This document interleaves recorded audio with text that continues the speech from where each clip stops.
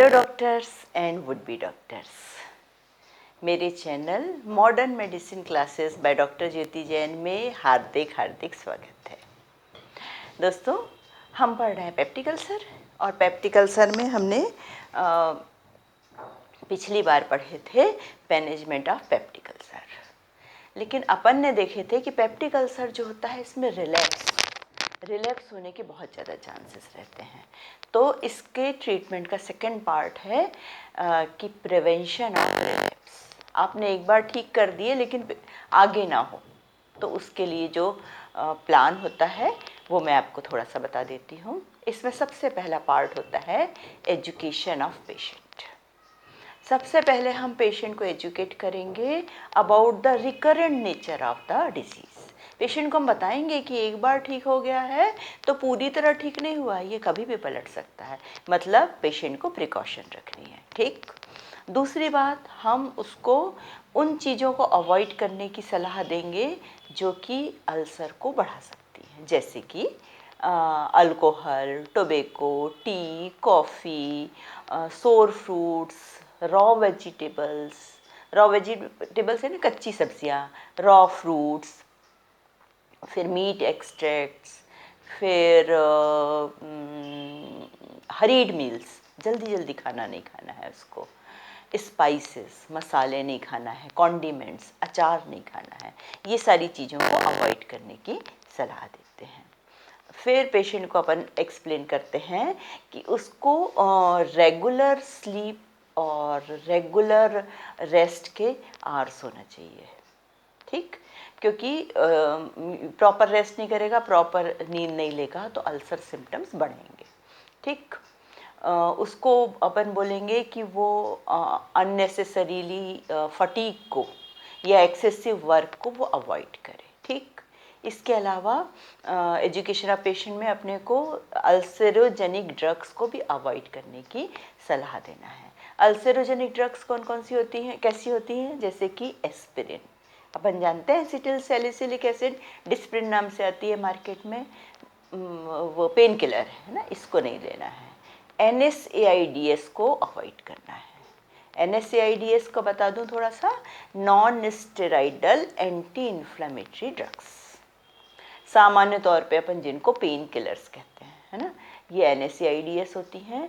इन सब का ulcerogenic effect होता है, तो इनको अपने को अवॉइड करने के लिए बोलना चाहिए। मतलब दर्द की दवाएं कम खाए या बहुत सोच समझ के खाए, यानी बहुत ज़रूरी हो तभी वो खाए। ठीक। स्टेरॉइड्स जो होती हैं लाइफ सेविंग ड्रग्स होती हैं, लेकिन क्या है, ये बहुत अच्छी एंटी इन्फ्लामेटरी ड्रग्स भी होती हैं। ठीक। तो जब बहुत सिवियर इन्फ्लामेशन होता है या बहुत सिवियर पेन, तो वहाँ पे अपन देते हैं इनको, लेकिन अल्सर के पेशेंट में अपने को इनको अवॉइड करना चाहिए। चौथी ड्रग है रोवेल्फिया सरपेंटाइन, अपन जानते हैं, नींद के लिए अपन देते हैं, सॉरी नींद तो इसका साइड इफ़ेक्ट है, निद्रा जनन भी होती है, बीपी के लिए भी देते हैं, हाई बीपी के लिए भी। तो ऐसी ड्रग्स को क्योंकि ये अल्सर सिम्टम्स बढ़ा देंगी, तो इनको अपने को, सिम्टम्स मतलब अल्सर प्रोड्यूस करते हैं, है ना, तो इसलिए अपने को इनको अवॉइड करना है। तो सबसे पहला पॉइंट क्या हुआ? Education of patient. दूसरा पॉइंट है डाइटरी मैनेजमेंट। तो अपन पेप्टिक अल्सर के पेशेंट में डाइटरी मैनेजमेंट जो करते हैं विद इंटरवल फीड्स करते हैं। जैसे कि अपन, मतलब इसका मतलब क्या हुआ कि ब्रेकफास्ट और लंच के बीच में उसको स्नैक्स देते हैं, और लंच और डिनर के बीच में भी उसको स्नैक्स लेने की सलाह देते हैं। स्नैक्स में अपन क्या क्या चीज़ें लेने की उसको सलाह देंगे? बिस्किट, टोस्ट, चपातीस विद और विदाउट बटर, जैसा भी वो पसंद करे वो दे सकते हैं। सैंडविचेस दे सकते हैं, लाइट केक्स दे सकते हैं, आइसक्रीम दे सकते हैं, पुडिंग्स दे सकते हैं, मिल्क तो देना ही है, मिल्क दे सकते हैं उसको, और बटर मिल्क, मठा, कर्ड, दही दे सकते हैं। तो ये चीज़ें जो होती हैं इसको स्नैक्स के तौर पे देना है। ठीक। इसके अलावा अपन पेशेंट को एक एडवाइस और देते हैं कि वो रिटायरिंग के पहले 1 ग्लास मिल्क ले ले। रिटायरिंग यानी फ्रेश होने के पहले 1 ग्लास दूध पी के जाए वो। ठीक। तो ये अपन क्या बोल रहे हैं? Dietary management. ठीक। प्रिवेंशन के लिए थर्ड पॉइंट जो है वो है साइकोथेरेपी। जब आपको ऐसा लगे कि अल्सर सिम्टम्स के कारण पेशेंट साइकिक हो रहा है, तो थोड़ा सा दिमाग उसका गड़बड़ हो रहा है, तो अपने को साइकोथेरेपी भी उसको एडवाइस करना चाहिए। चौथा इससे बचाव का पॉइंट है प्रिपेयर्डनेस। प्रिपेयर्डनेस का मतलब क्या हुआ कि जो ऐसे सरकमस्टेंसेस या ऐसे फैक्टर्स जो हमको पता है कि जो अल्सर को प्रवोक करेंगे, तो उन परिस्थितियों में या उन फैक्टर्स के प्रेजेंट होने पर अपने को बहुत इंटेंसिफाइड थेरेप्यूटिक रेजिम देना है। इंटेंसिफाइड मतलब क्या होता है कि जैसे कि अपन कोई बीमारी होती है तो पहले अपन उसको थोड़ी सी माइल्ड ड्रग देते हैं, फिर मॉडरेट देते हैं, फिर स्ट्रॉन्ग ड्रग देते हैं। लेकिन यहाँ पे ऐसा नहीं करना है, आपको उसको तुरंत ठीक करने के बारे में सोचना है, ठीक। और ड्रग्स भी देनी है, ड्रग्स है ना, दवाइयों से ठीक करना है। कि जैसे सर्दी होती तो अपन आमतौर पे क्या कहते हैं कि सर्दी है तो उसको अवॉइड मतलब भाप ले लो या गरारे कर लो, लेकिन यहाँ पे इसको अपने को दवा भी देना है। तो ऐसी कौन सी परिस्थितियाँ हैं, जैसे कि एक्यूट रेस्पिरेटरी ट्रैक्ट इन्फेक्शन, यदि उसको हुआ है तो आपको क्या है, पेशेंट को ट्रीटमेंट करना चाहिए, ठीक। दूसरी बात, दूसरी कंडीशन कि मान लो वो उसको एक्सेसिव वर्कलोड पड़ गया है या उसको अनड्यू फटीग हुई है, तो उसमें भी आपको ट्रीटमेंट करना है, ठीक। या फिर कुछ भी मतलब जैसे मान लो उसको इंसोम्निया हो गया हो, नींद नहीं आ रही हो, नर्वस इरिटेबिलिटी हो, तो ऐसी कंडीशन में अपने को उसका तुरंत ट्रीटमेंट करना है। अदरवाइज़ क्या होगा कि जो अल्सर सिम्टम्स हैं वो एकदम से एग्रावेट हो जाएंगे, ठीक। तो इन चीज़ों का अपन ध्यान रखेंगे तो अपन रिलैप्स को कम कर सकते हैं या उससे बचा सकते हैं, ठीक। तो ये ख़त्म होता है medical management of peptic ulcer.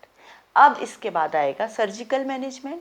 तो सर्जिकल मैनेजमेंट तो मतलब सर्जरी की तो अपने को ये, क्योंकि मेडिसिन की क्लास है तो सर्जिकल मेथड बताने की तो ज़रूरत नहीं है, सिर्फ मैं उसके इंडिकेशंस बता देती हूँ कि अपने को सर्जिकल मैनेजमेंट के लिए कब सोचना चाहिए, ठीक। तो कुछ कंडीशंस हैं, जैसे कि पाइलोरिक स्टेनोसिस।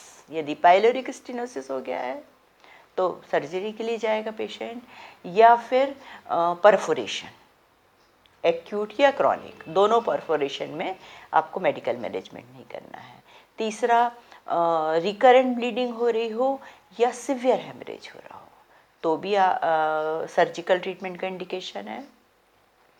फिर इंट्रैक्टेबिलिटी, ये चीज़ समझ लें। इंट्रैक्टेबिलिटी किसको अपन कहते हैं कि जो अल्सर सिम्टम्स हैं उनमें रिलीफ ना मिलना despite of strict medical regime.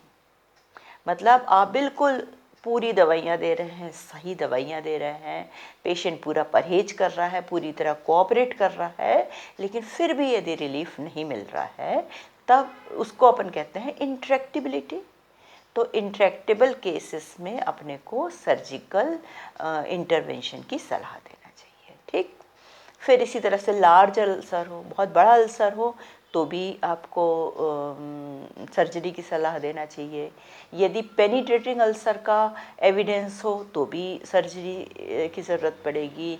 या फिर कंबाइंड गैस्ट्रिक और ड्यूडनल अल्सर, मतलब किसी पेशेंट में गैस्ट्रिक और ड्यूडनल अल्सर दोनों हो सकते हैं, यदि दोनों साथ में मिल रहे हैं तब तो फिर इसको सर्जरी ही करवाना पड़ेगा। अगला पॉइंट है इकोनॉमिकल कंसिडरेशन। मान लो पेशेंट मेडिकल मैनेजमेंट को अफोर्ड नहीं कर सकता है, तो आमतौर पे ये होता है कि सर्जरी महंगी होती है, मेडिकल मैनेजमेंट सस्ता होता है, पर पेप्टिक अल्सर में ऐसा नहीं है। तो इकोनॉमिकल कंसिडरेशन यदि हो, कंसीडर करने के लिए आप उसको सर्जरी की सलाह दे दें। और लास्ट इंडिकेशन है सस्पिशन ऑफ मैलिग्नेंसी। यदि अल्सर साइट में आपको मैलिग्नेंसी की संभावना लग रही है तो आप पेशेंट को तुरंत सर्जरी के लिए रेफ़र करना चाहिए। तो ये ख़त्म होता है पेप्टिक अल्सर। मैंने अपनी तरफ से समझाने की कोशिश की हूँ, आप लोगों को कैसा लगा?